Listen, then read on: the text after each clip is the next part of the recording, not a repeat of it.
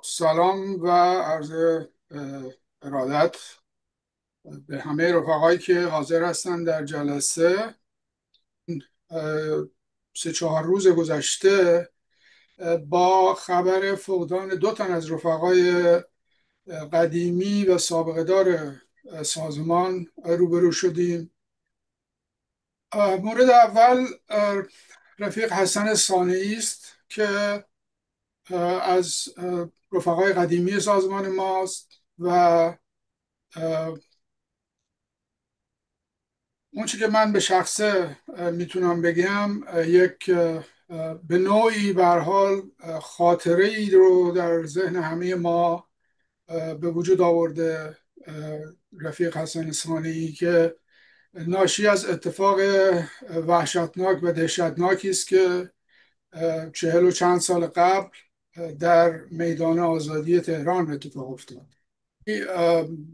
ظاهرا در یک لحظه ای صدای انفجار شدیدی به گوش رسید. باید مشخص بود که اتفاق ناگواری افتاده. رفیقمون اکبر دوستدار که الان از اعضای شورای مرکزی هستند و مدتها عضو هیئت سیاسی بودند، در اون روز یک پای خودشون رو از دست دادن و رفیق دیگری، رفیق حسن صانعی که دختر نوباوش رو در واقع روی دوش داشت، دخترشون رو از دست دادن در اون انفجار. نام این در واقع رفیقمون رفیق میترا صانعی که به هر حال با خون خودش رفاقت خودش رو به ما ثابت کرد، همیشه در ذهن اعضای سازمان و هواداران سازمان به هر حال حک شده. ما میترا صانعی رو به عنوان یک رفیق که اگر امروز زنده بود شاید 40 و چند سالی بیشتر نداشت، ولی خاطره او رو فراموش نمی‌کنیم. رفیق حسن صانعی انسان صمیمی، مهربان و دوست داشتنی بود، آزاده و آزادیخواه، انسان دوست و عدالت پژوه، میهن دوست و در این حال انترناسیونالیست، مدافع منافع کارگران و زحمتکشان، یک سوسیالیست و یک فدایی واقعی بود. حتی کانون نویسندگان ایران در همین هفته پیام تسلیتی برای این رفیق به ما صادر کرده است و راه آرمان‌های انسان دوستانه او رو پوشیدن. رفیق حسن در 40مین سال در واقع پرپر شدن گل نورسیده، دخترش میترا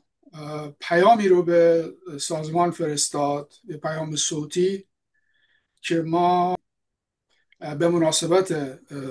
سالگرد 11 اردیبهشت 1360 در سال 1400 پخش شده. با صدای خود رفیق حسن صانعی خط شعری است برای میترای عزیز که عنوانش هست: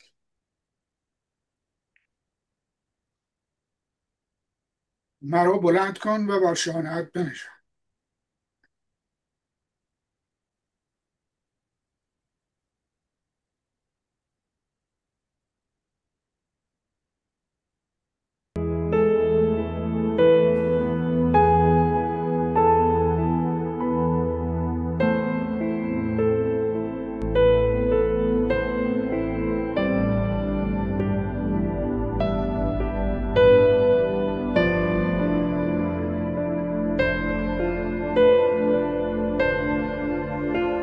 درود بر همه هممیهنان عزیزم.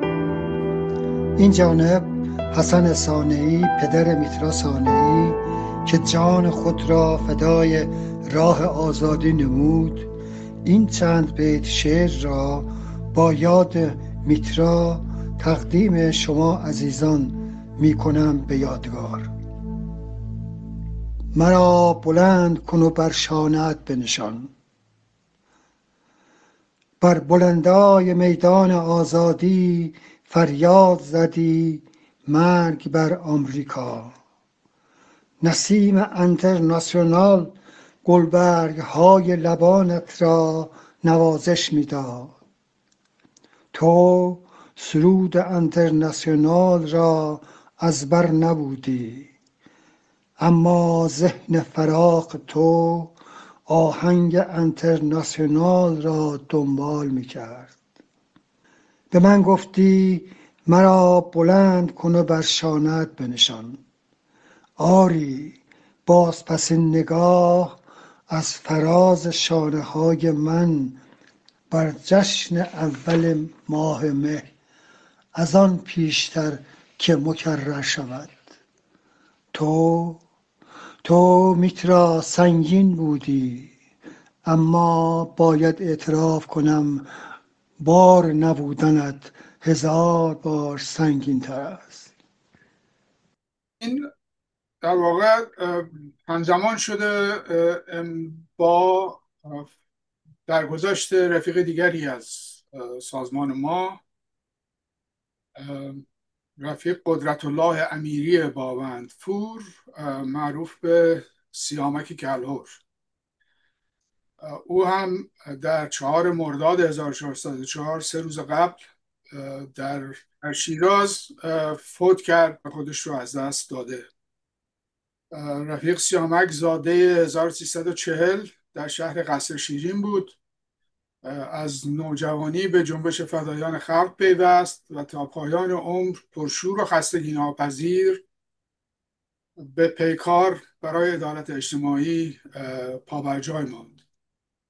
ما با دلی پردرد این ضایعه دردناک را به همسر گرامی و فداکار و وفادار او خانم پروانه امیری، به فرزندان دلبندش مهسا، مژگان و آرمین تسلیت می‌گوییم. خب رفیق فرخ، شما مطلبی رو میخواید در رابطه با رفقا حسن ثانی و سیامک کلهر بگید؟ با سلام بر دوستان گرامی، رفقای عزیز و همه کسانی که بعداً این برنامه رو ملاحظه می کنند.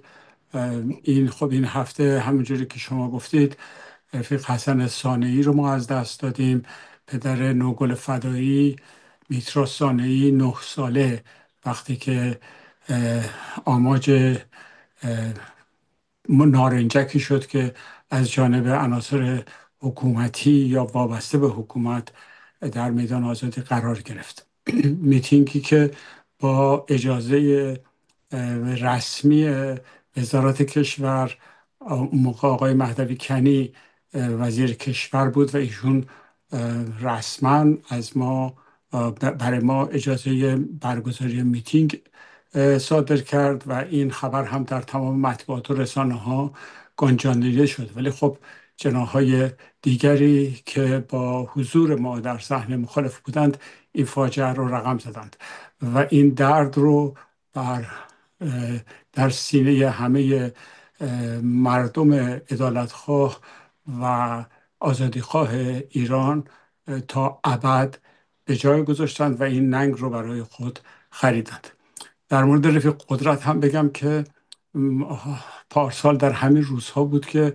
اردوی فدایان خلق اکثریت و اعضای حزب چپ مشترکاً به ابتکار برخی رفقا در سوئد برگزار شد و رفیق سیامک کلهر که عضو حزب چپ ایران در سالهای اخیر بود در اونجا حضور داشت و مجلس رو با شور و شوقی که داشت و صدای گرم و آوازی که داشت زنده و فروزان میکرد. یعنی این صدای این رفیق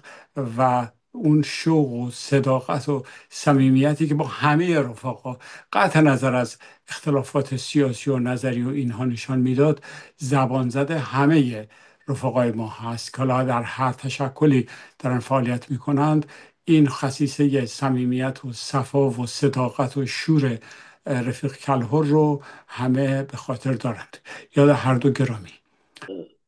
در اندوه از دست دادن رفیق کاوه بهادری دبیرخانه سازمان یه مطلبی نوشته. بعد کاوه از اعضای فعال گروه مستقل مازیار سازمان در کرج بود. طی ضربات تابستان 1365 به نیروهای سازمان دستگیر شد و تا پایان سال 1367 در زندان گوهردش بود. رفیقمون در هفته گذشته فوت کرد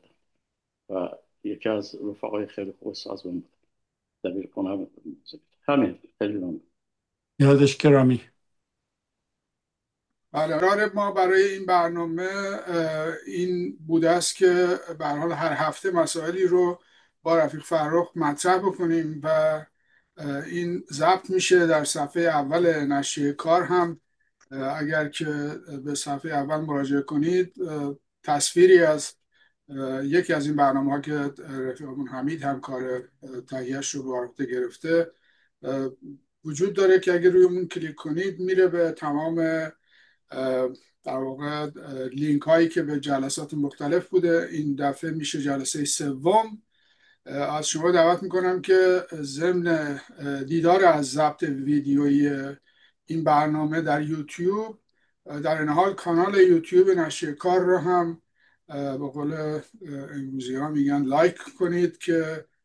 هم سابسکرایب بشید و هم پست های جدیدی که منتشر میشه رو بتوانید ببینید. موضوع بحث امروز ما رو به هر حال به مسائلی که در داخل کشور میگذره اختصاص دادیم. مورد اولش همونطور که احتمالا شما هم بهش توجه داشتید صحبتی است که آقای پزشکیان رئیس جمهور اسلامی داشته در دیداری با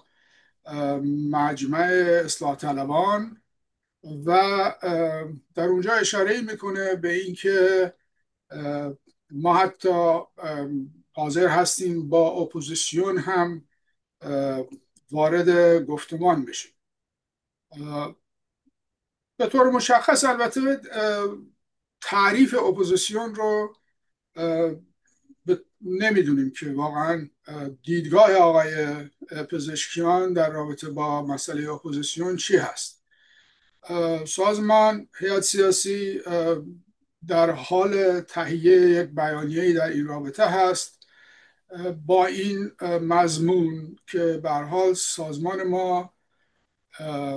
سابقه برای این نوع گفتگوها و دیالوگ‌های با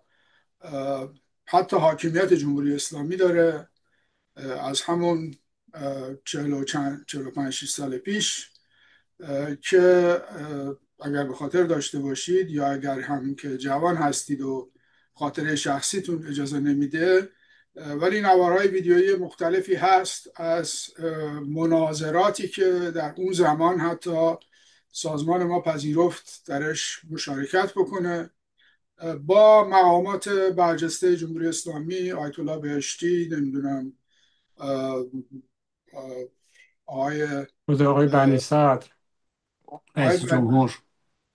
رئیس جمهور و در واقع یک بحث فلسفی هم بود که برخی از رفقا از طرف سازمان ما درش حضور داشتند و این گفتگوها به هر حال نشون دهنده این هستش که ما هیچگاه از گفتمان با نیروهای سیاسی با اعمال حاکمیت سرباز نزدیم و به هر حال هر کس که حرفی برای گفتن داشته باشه از بیانش به عنوان سازمان سیاسی نمیتونه خودداری کنه. به همین دلیل هم هست که موضع ما در قبال این پیام آقای پزشکیان به طور مشخص این هستش که اولا ما خودمون رو بخشی از اون اپوزیسیون میشناسیم. حالا آقای پزشکیان منظورش از اپوزیسیون فقط اصلاح طلبانه یا فقط نیروهای به هر حال تندرو ضد حکومت خودش هست یا چه، برای ما زیاد مهم نیست. ما خودمون رو اپوزیسیون جمهوری اسلامی میشناسیم، خواستار گذر از جمهوری اسلامی هستیم، تحولخواه هستیم به طور مشخص و بخشی از تحولخواهی ما هم همین گفتمان ها و همین دیالوگ هاست. بنابراین ما از این در واقع از این پیشنهاد حالا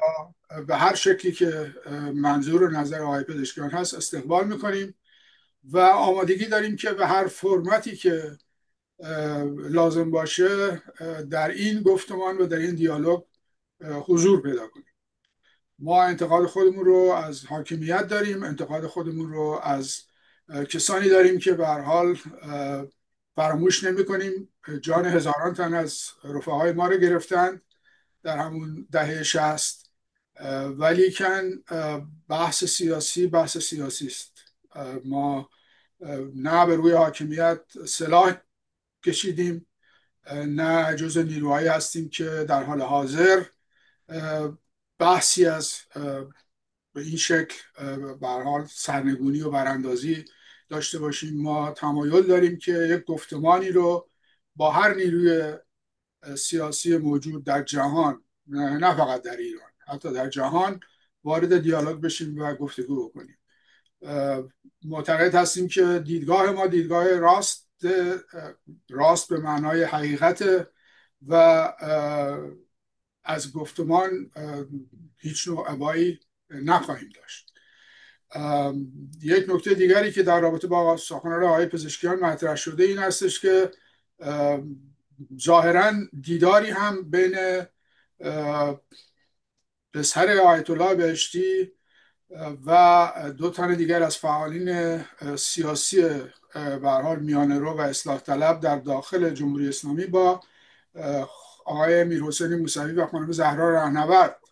در این هفته صورت گرفته. اینها را نشانه‌های مثبت در نظر میگیریم اگر که به هر حال در حقیقت یک چرخشی به سمت تعادل و به سمت تعامل و اون چیزی که آقای پزشکیان به اسم وفاق ازش صحبت میکنه در عمل پیش بیاد. ولی در نهایت اگر آقای پزشکیان تمایل داره به اینکه با اپوزیسیون دیدار بکنه، مشخص ترین اپوزیسیونی که الان در داخل ایران هست و در حصر هست آقای میرحسین موسوی و خانم زهرا رهنورده. آقای تاجزاده است. بسیاری از فعالین و کنشگران سیاسی که در زندان هستند و آقای پزشکیان به عنوان رئیس جمهور هر وقت تمایل بکنه میتونه درخواستی بده از طریق وزارت از شورای عالی قضایی و بره در زندان با اینها دیدار بکنه. اگر این حرکات رو ایشون واقعا بهش اعتقاد داره و بهش عمل. من در این مورد صحبت دیگه ای ندارم. رفیق فرخ، شما اگر که نظری دارید بگید. بله. خب شما در مورد پیشینه فداییان اکثریت در زمینه گشایش راه گفتگو با حاکمان مفصل توضیح دادید و ما مبتکر این روش طرح مسائل سیاسی و پیگیری مطالبات سیاسی بودیم و به این روش خودمون هم ادامه میدیم و فکر میکنم که امروز بخش عمده ای از کسانی که برای آزادی، برای دموکراسی، برای عدالت اجتماعی دارن فعالیت میکنند هم گفتگوی بین اپوزیسیون و حاکمیت رو به خیر و صلاح میدونند و همین پریروز هم من شنیدم که آقای موسوی به یاران بیرون از زندان خودش، از حصر خودش هم تاکید کرده که آماده گفتگو هیچگاه در مذاکره را نبسته با حاکمیت و این حاکمیته که در گفتگو رو به روی مخالفان تا امروز بسته. هنوز نمیتوان گفت که آیا این سخن آقای پزشکیان یک امر جدی است، پیگیری پشتش هست یا نه، ولی خب همین که او مطرح کرده و با برخوردی که با خود من هم شده، فکر میکنم کسانی در اطراف ایشون یک همچین پروژه‌ای رو دنبال میکنند، چون که با من تماس گرفتند و از من خواستند که اظهار نظر بکنم و در رسانه هایی که حالا منسوب به آقای پزشکیان هم هست یا نزدیک هست این اظهار نظر بازتاب پیدا بکنه. و من هم به اونها پیشنهاد کردم که اگر بخواد گفتگو بشه، خب در اینجا هم صورت گفتگو باید پیدا کنه، نه با من بلکه با دیگران. و اونها فکر میکنم که در اندیشه این باشند که این گفتگو رو حالا در اطراف آقای پزشکیان میتونم بگم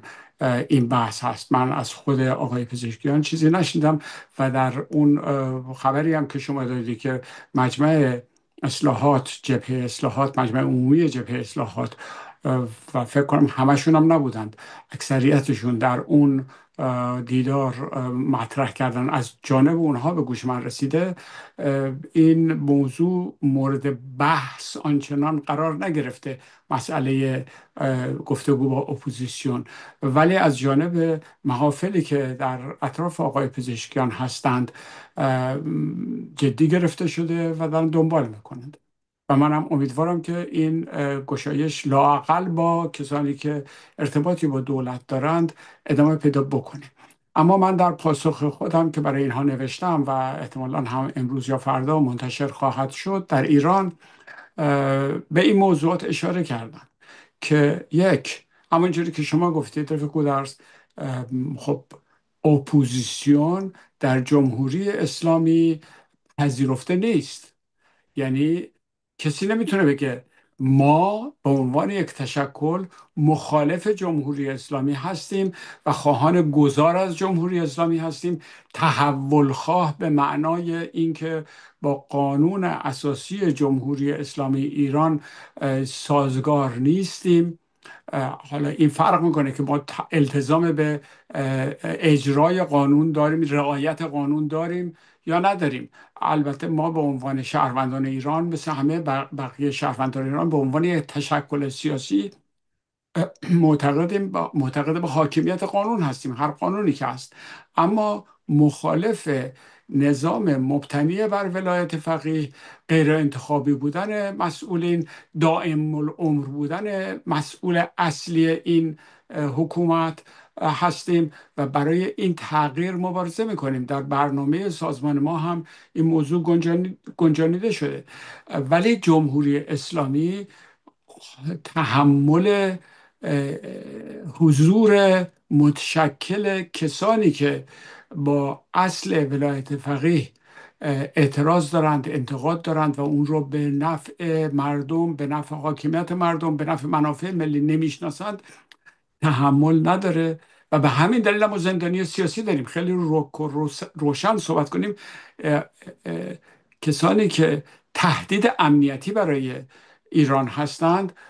الان در خلل و فرج نظام جمهوری اسلامی ایران فعال هستند و ما میدونیم که فعال هستند، خودشون هم میدونن که فعال هستند. و کسانی که برای پر کردن این خلل و فرجی که بین مردم و حاکمیت به وجود آمده و طی یک پروسه طولانی هم این شکاف شکل گرفته، در فکر پر کردن این شکاف هستند، اینها همه در زندان به سر میبرند. بنابراین اولین نکته‌ای که عرض میکنم خدمتون این هست که اگر آقای پزشکیان واقعا میخوان با اپوزیسیون مذاکره بکنن و گفتگو بکنند، راهش این هست که شما گفتید آدرسش زندان اوینه، زندان قرچک، زندان فشافویه است و جای دیگه که همه میدونیم کدوم آدرس ها هست. اما پیشنهاد من این هست که آقای پزشکیان این موضوع رو، مطالبه ملی رو، به شورای امنیت احاله بده. شورای امنیت تنها نهادی است که این اختیار رو داره که در این زمینه نظر به مصالح ملی، نظر به تهدیدات امنیتی که موجب طرف کشور هست، متوجه کشور هست، اقدام بکنه و تصمیم بگیره. بنابراین پیام من به آقای پزشکیان در پاسخ به این که آیا شما حاضر به گفتگو با حکومت هستید یا نیستید، یک قسمتیش همون بحثایی است که شما مطرح کردید که ما همیشه بودیم و این اشکالات شما بوده. دوم این که اپوزیسیون جمهوری اسلامی ایران آدرسش زندانه و خارج از کشوره و شما اولین گامی که باید بردارید اینی که تسهیل بکنید آزادی زندانیان سیاسی رو. دومین نکته‌ای که در این بحث به نظر من مفید ما امشب راجبش بپردازیم این است که خب در این واکنش هایی که هفته قبل ما دربارش صحبت کردیم، یعنی واکنش هایی که پیرامون بیانیه آقای موسوی پیش آمد، واکنش هایی که در زمینه حمایت از بیانیه 2000 نفر در هفته گذشته آمدند حمایت کردن از پیشنهاد آقای موسوی، و یک موجی را افتاد، یک حرکتی به وجود آمده که ما از تغییر بنیادین داریم حمایت میکنیم. ولی در تمام تغییر بنیادین، یعنی تغییر ساختارهای حاکمیت جمهوری اسلامی ایران، ولی برخی از بیانیه ها منتشر شده، از جمله بیانیه 180 نفر که بیشترشون آکادمیک بودند، یا بخشی که فعالین سیاسی و مدنی بودند 190 نفر، و بحث‌های دیگری رو مطرح کردند. جنبست تمام جلساتی که در این دوره ها از جانب اپوزیسیون مسئول و ملی و میهندوست ایران مطرح شده، همشون قطع نظر اینکه اصلاح طلب باشند یا تحول طلب باشند یا روزنه گشا باشند یا اصلا هیچ یک از این عنوانها رو نپذیرند و بخواهند که گذار از جمهوری اسلامی ایران اتفاق بیفته، فصل مشترک تمام این نیروها شعار آزادی زندانیان سیاسی است. بنابراین ما در برخوردمون با آقای پزشکیان باید تصریح بکنیم که اگر شما واقعا صادقانه خواهان این هستید که اولین گره از مشکلات کشور که رابطه بین حاکمیت و مردم هست گشوده بشه، شما باید به عنوان یک چهره‌ای که خواهان رسیدگی به این مطالبه ملی هست برآمد داشته باشید، صحبت بکنید. آقای پزشکیان، شما باید بیاید صحنه بگید من از هیچ کوششی به منظور باز کردن این گره فروگذار نخواهم کرد. ما انتظار داریم شما یک همچین صحبتی رو با شهروندان کشور خودتون که ناراضی هستند، که معترض هستند، که مخالف هستند با اون مسیری که کشور ما پی کرده در میون بگذارید. و اگر بیایید شما به ما بگویید که قوه قضاییه مستقل هست در جمهوری اسلامی ایران و این امر زندانیان سیاسی در ید اختیار قوه قضاییه هست و بنده بی تقصیرم، ما این صحبت شما رو نمیپذیریم، برای اینکه شما میتوانید این خواسته ملی رو در شورای امنیت ملی پیگیری بکنید. شورای امنیت ملی کشور میتونه روی دست قوه قضاییه نظر به مصالح امنیتی کشور برخیزه و فرمان آزادی زندانیان سیاسی ایران رو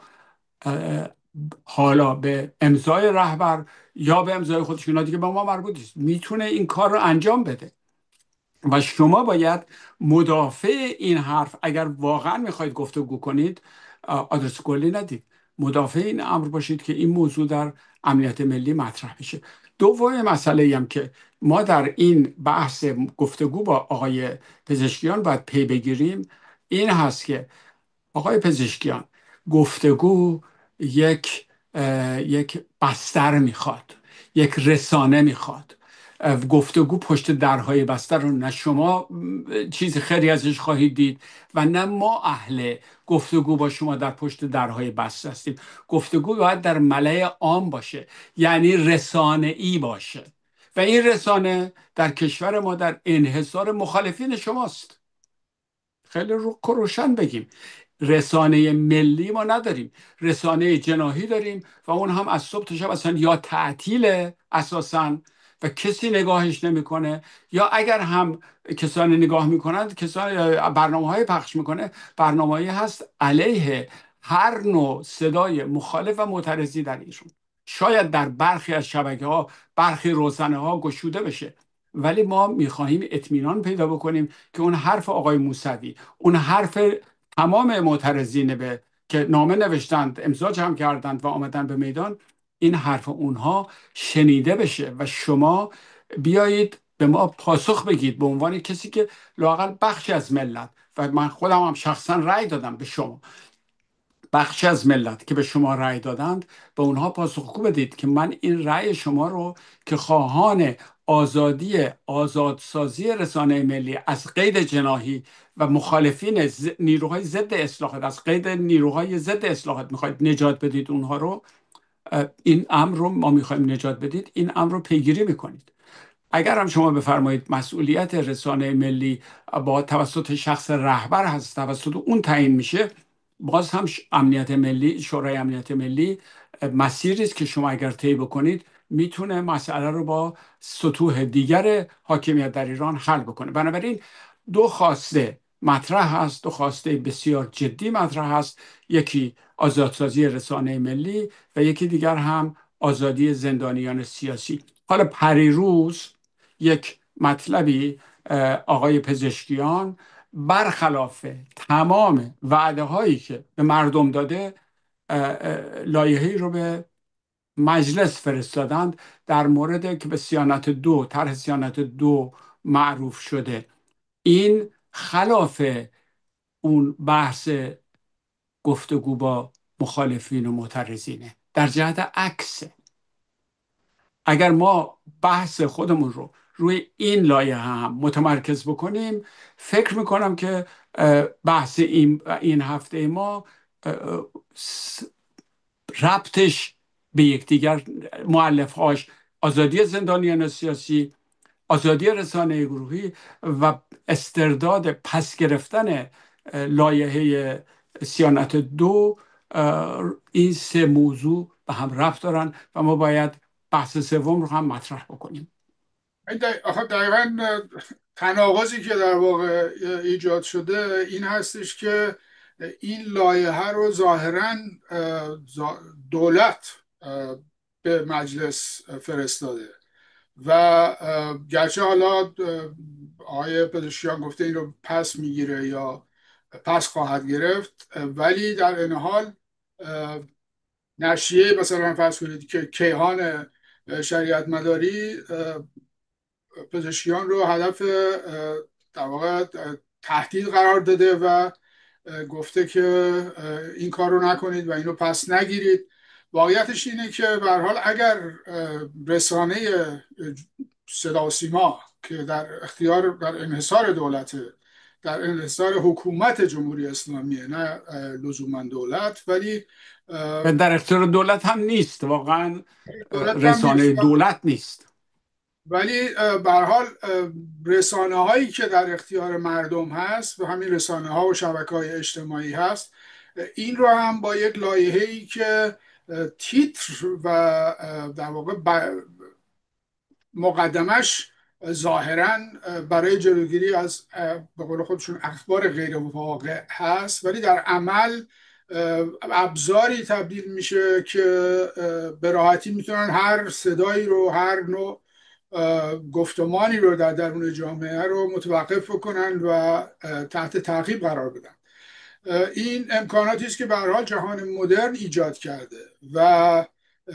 چیزی نیستش که دولت جمهوری اسلامی این رو در اختیار مردم گذاشته باشه. مردم خودشون این رو درست کردن از امکانات موجود شبکه‌های اجتماعی که وجود داره و خب ایجاد یک نوع در واقع محدودیتی از طریق یک محدودیت قانونی اون هم که بعد بلافاصله بعد از اینکه تصویب بشه، که ظاهرا دو فوریتش هم در مجلس تصویب شده به درخواست دولت، الان دیگه این رو بهانه‌ای به هر حال در اختیار، وسیله‌ای رو در اختیار قوه قضاییه گذاشته و نیروهای امنیتی که میتونن به راحتی هر صدایی رو که حتی بی ارتباط با مسائل، با دیبیت سیاسی در جامعه باشه رو هم خفه بکنن و هم این که افرادی رو که به هر حال در شبکه‌های اجتماعی مطلب می‌نویسند یا عکس چاپ میکنن یا هر چیزی، اینها رو به بهانه‌های واهی عملاً تحت پیگر قرار بدن. این تناقض در واقع در عمل دولت و شخص آقای پزشکیان به عنوان رئیس دولت رو میشه با این دید، گرچه برخی مدعی هستند که این لایحه قبلا تهیه شده بوده وسیله وزارت دادگستری، برای در هر حال با امضای آقای پزشکیان به مجلس رفته و در اونجا هم خب به وسیله نیروهای پایداری بلافاصله تصویب شده دو فوریتش و به هر حال به فاصله کوتاهی میتونه این تبدیل بشه به یک قانون جدید و یک ابزاری برای سرکوب هر نوع صدای دیگر در جامعه جمهوری اسلامی. واقعیت مطلب این هستش که این فشارها رو من حالا یک به قول معروف پرانتز اینجا باز کنم، این کنترل ها رو در رابطه با اخبار غیر واقعی در جهان غرب و در ارتباطات شبکه‌ای شرکت های خصوصی اعمال میکنه. یعنی الان شما به طور خیلی ساده عکسی فرض کنید، اگر که از یک کشتاری در فلسطین بگذارید و به نحوی این مطلب پست شما یا عکس شما اشاره‌ای به اسرائیل داشته باشه و به اشاره‌ای داشته باشه مثلا به نسل کشی که در غزه اتفاق میفته، شبکه فیسبوک اینو حذف میکنه. مدت ها اگر رفقا مثلا خارج کشور رو در نظر داشته باشن، توییتر مثلا فرض کنید پیام های آقای ترامپ رو در برخی دوره ها حذف میکرد به عنوان اینکه اینها مثلا مداخله در امر سیاسی یا مداخله در انتخابات غیر ذالک. آقای ایلان ماسک که رفت توییتر رو خرید، به این بهانه خرید که بخواد مانع از این بشه که این نوع سانسورها صورت بگیره، در حالی که بعداً خودش بلافاصله اعمال کرد نوع سانسور دیگری رو. آقای جف بزوس که صاحب مثلا روزنامه واشنگتن پست هست، رسما به در واقع هیئت دبیران نشریه ابلاغ کرد بعد از انتخاب ترامپ که این نشریه رو من خریدم و الان هم از این به بعد دیگه حق ندارید شما در مورد نقد سرمایه‌داری مطلب بنویسید. خب اینا نشون میده که در برخی از کشورهای دنیا هم اون آزادی بیان محدود هست به منافع کورپوریشن ها،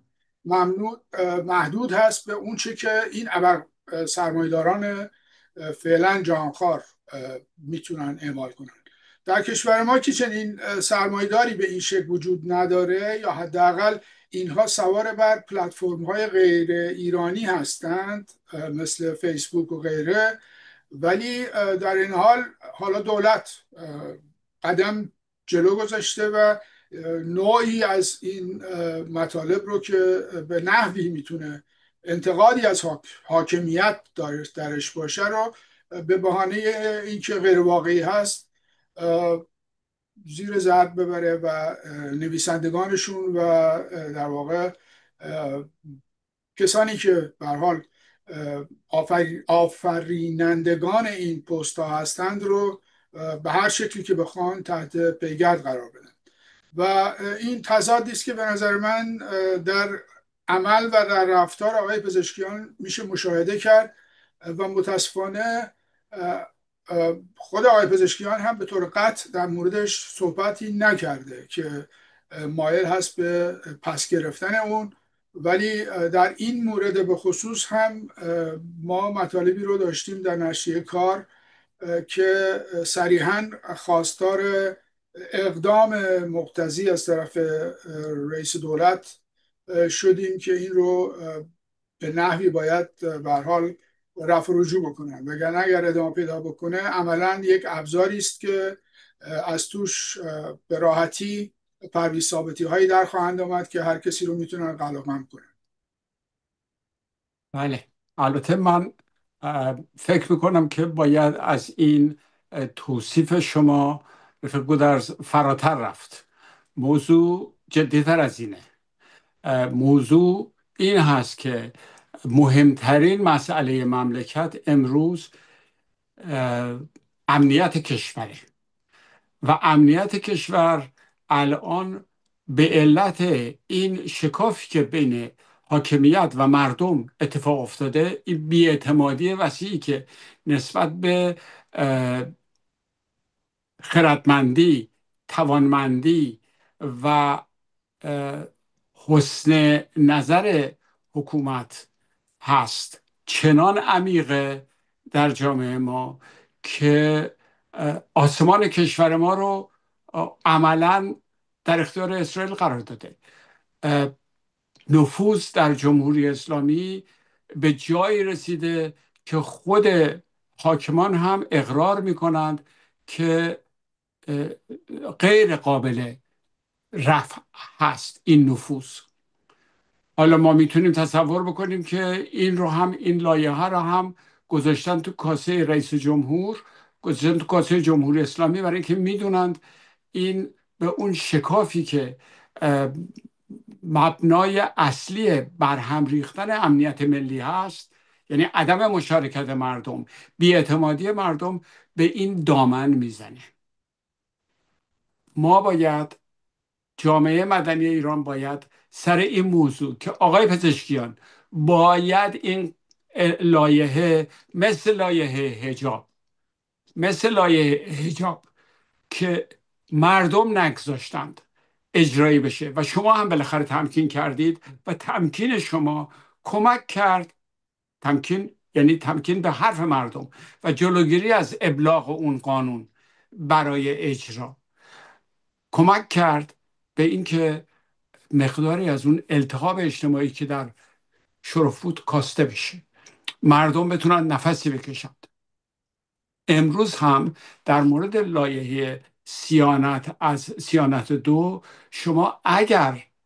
به موقع تصمیم نگیرید، اگر به موقع امتناع نکنید از پیگیری اون و پس نگیرید، من میفهمم که پس گرفتن یک لایحه‌ای که پیشنهاد دو فوریتی بودنش از جانب خود رئیس جمهور ابلاغ شده، یعنی فوری است، همین اکنون جلوی فضای مجازی رو ببندید، خود شما این کار کردید، این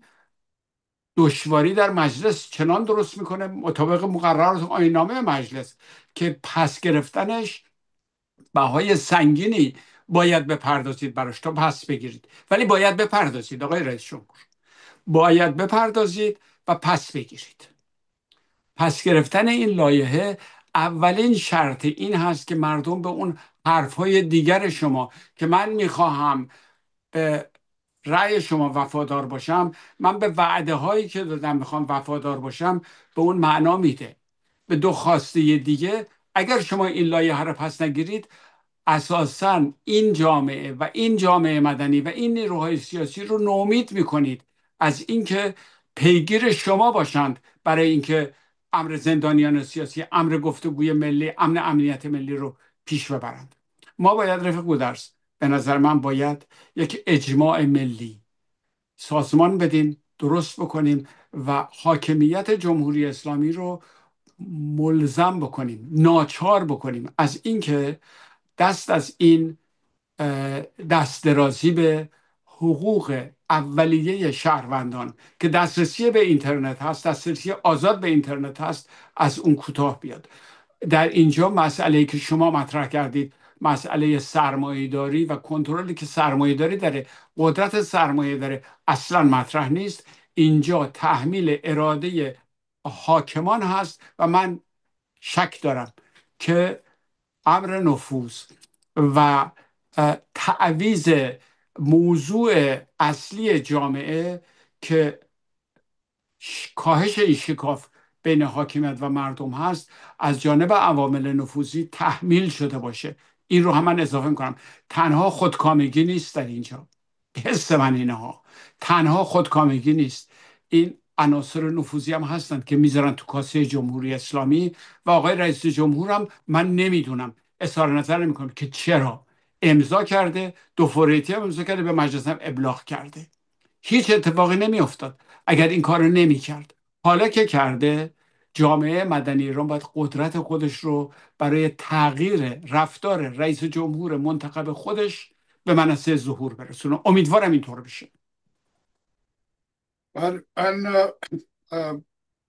یک نکته رو در واقع در مسئله امنیت، وقت ما البته تمامه مثل این که آره من فقط این رو تمام میکنم بحث امشب رو. اشاره کردید به مسئله امنیت.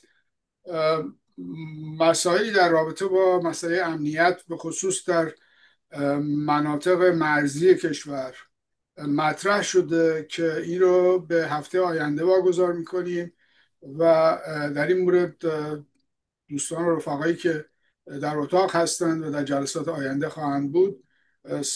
امیدوارم که بتونن در جلسه بعدی ما هم شرکت بکنن و در اون مورد در رابطه با این مسائل امنیتی که در به خصوص حاشیه‌های مرزی کشور مشاهده شده گفتگوی رو خواهیم داشت. هفته آینده البته این جلسه به این شکل برگزار نمیشه و گروه در واقع گروه تبلیغات که سه‌شنبه ها رو برگزار میکنه برنامه خودشون رو خواهند داشت، ولی ما یک هفته بعد از اون دوباره با رفیق فرخ در اینجا خواهیم بود و به این صحبت ادامه خواهیم داد. از رفقایی که به صفحه نشریه کار مراجعه میکنن برای دیدن این برنامه هم دعوت میکنم که اگر پیشنهاداتی دارن در مورد مسائلی که در طول هفته به نظرشون میرسه و مایل هستن که ما در موردش صحبت بکنیم و پرسش و پاسخی داشته باشیم،